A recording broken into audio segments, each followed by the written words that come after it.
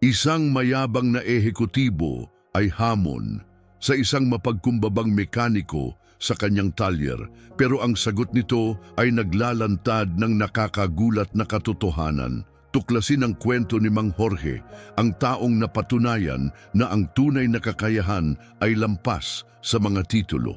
Isang nakakaemosyong aral tungkol sa pagkamapagkumbaba, karunungan, at ang nakatagong halaga sa mga kamay na nag-aayos. Maghanda na ma-inspire, Mekaniko Shu Talyer, aral sa buhay, nakaka-inspirang kwento, pagkamapagkumbaba, tunay na halaga, script, sa puso ng isang maingay na talyer ng mekaniko kung saan ang amoy ng langis at bakal ay naghahalo. Ang tunay na halaga ay hindi sinusukat sa presyo ng kotse, kundi sa katumpakan ng mga kamay na nag-aayos nito. Isang hindi inaasahang pangyayari ay naglantad na hindi lahat ng nagniningning na katayuan ay tanda ng kakayahan at hindi lahat ng kasimplehan ay kasing kahulugan ng kamangmangan. Si Mang Jorge ay nandoon gaya ng dati, tahimik, may suot na monkey suit na maraming mantsa ng grasa at mga matang mapagmasid. Pero sapat na ang isang mayabang na pangungusap na puno ng pagkakahamak upang magpasiklab ng hindi inaasahan ng lahat. At ang parang ordinaryong pag-aayos ay naging isa sa pinakamalalim na aral na umalingaw-ngaw sa lugar na iyon. Sa masiglang umaga na iyon, ang talyer ay lubhang puno. Mga kotse ay nakapila, mga mekaniko ay nagmamadali sa trabaho, at sa gitna ng lahat, may isang boses na tumanghal, mabagsik, matalim.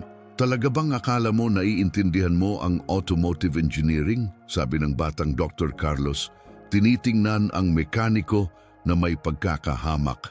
Hawak ni Mang Jorge ang isang piraso ng makina ng kotse gamit ang mga matatag na kamay, pero ang nakayukong tingin ay hindi nakatago ang epekto ng sinabi.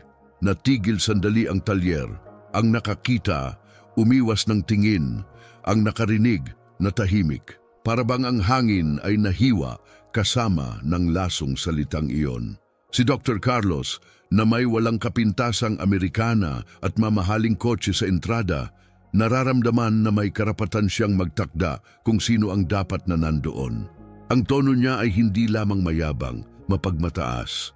At doon sa harap ng lahat, isang malupit na paghuhukom ay ibinato hindi sa makina, kundi sa buong buhay ng tahimik na dedikasyon.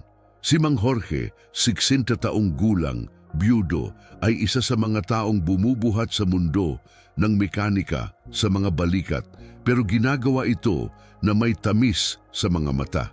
Ang kanyang uban at mga damit na may mantsa ng grasa ay nakatago sa isang bihirang lakas. Ang nakakadaan sa kanya araw-araw sa talyer ay halos hindi napapansin ang kadakilaan sa likod ng kupas na monkey suit. Ang mga kamay na may mga kalyo mula sa mga dekadang kasama ang mga makina at kasangkapan ay mas nagsasalita pa kaysa sa mga salita. Bawat turnilyo na hinihigpitan ay may kasamang alaala, isang kwento. Hindi siya nagreklamo, hindi nag-impose. Pero ang nakaaalam sa kanya ng totoo ay alam, sa likod ng katahimikan ay may kaloobang puno ng praktikal na karunungan at pagmamahal sa ginagawa. Bago magdedika sa talyer sa baryo, si Mang Jorge ay nabuhay sa mga araw na hindi maraming naiisip. Dating team leader sa isang Formula 1 team, nakasali sa mga pagsubok ng mga prototype at naging konsultan pa ng mga mamahaling kotse. Pero hindi ito sumama sa kanyang ulo ni hindi naging usapan sa pagtitipon. Sa estante sa bahay, sa gitna ng mga lumang technical manual at mga piraso ng makina, nag-iingat ng isang nakikitang alaala, isang vintage na screwdriver na may tahimik na ukit na ginamit sa mga mahalagang sandali, isang emosyonal na kayamanan na nakatago sa mga alaala. Si Dr. Carlos na walang pasensya sa pagkakaantala sa serbisyo, naitaas muli ang boses. Hindi mo alam ang high performance, sigaw niya na may pagkakahamak na para bang dinudura ang huling hatol. Natahimik muli ang silid, Pero ngayon hindi na ito sorpresa kundi kawalang ginhawa. Lahat ay naramdaman ang bigat ng hindi makatarungang hangin.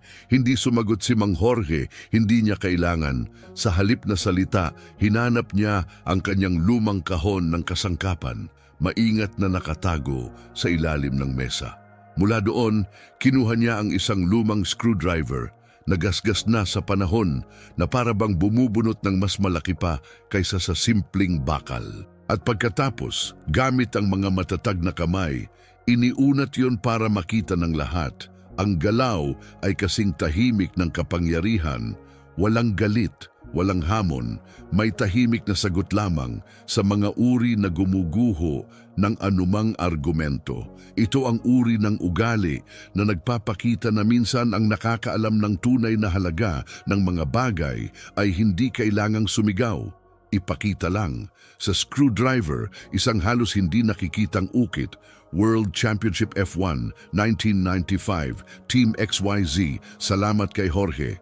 Ang pizza na luma ay nagpatunay sa pagkakatotoo at kahalagahan na tahimik ang talyer. Ang katahimikan na dati ay kahihiyan ay naging paggalang. Ang mga mata ay umiikot sa pagitan ng mayabang na ehekutibo at ng taong may mga kalyong kamay na. Nang hindi nagtaas ng boses ay nagpakita na may dalang kwentong mas malaki pa sa anumang diploma.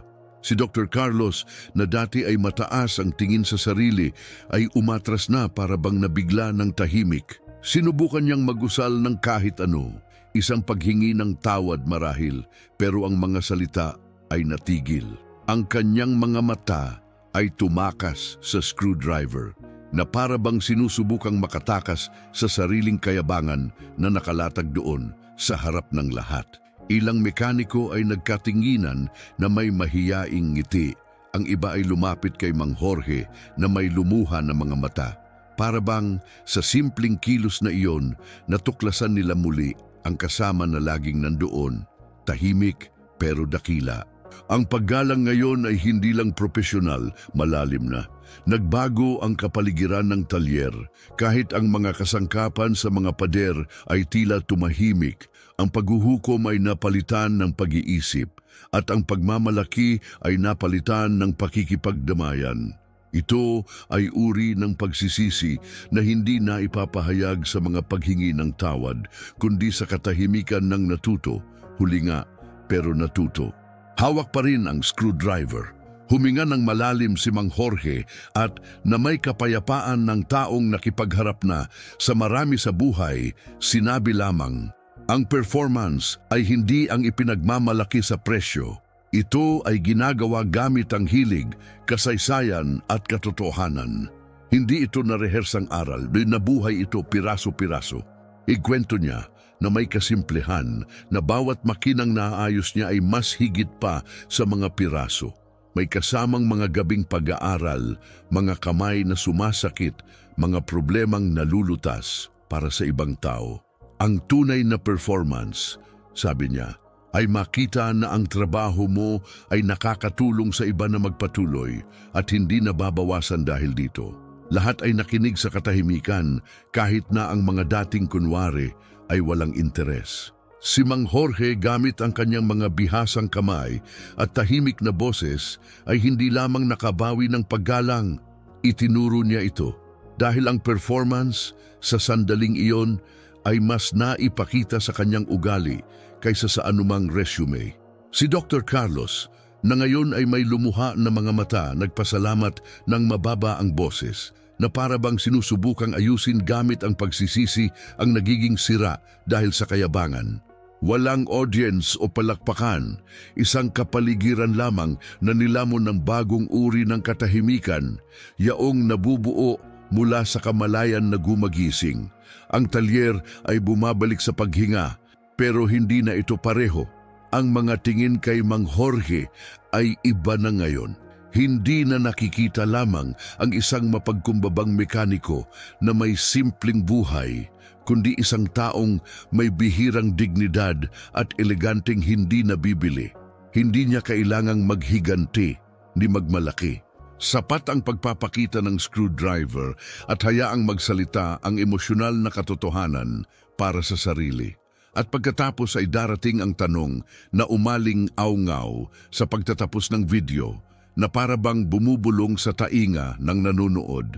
Ilang Jorge na ba ang hindi mo pinansin sa buhay mo? Dahil sa huli, ang pinakamalaking pagbabago ay nangyayari kapag napapansin natin na ang tunay na luho ay ang makakita ng totoo sa iba.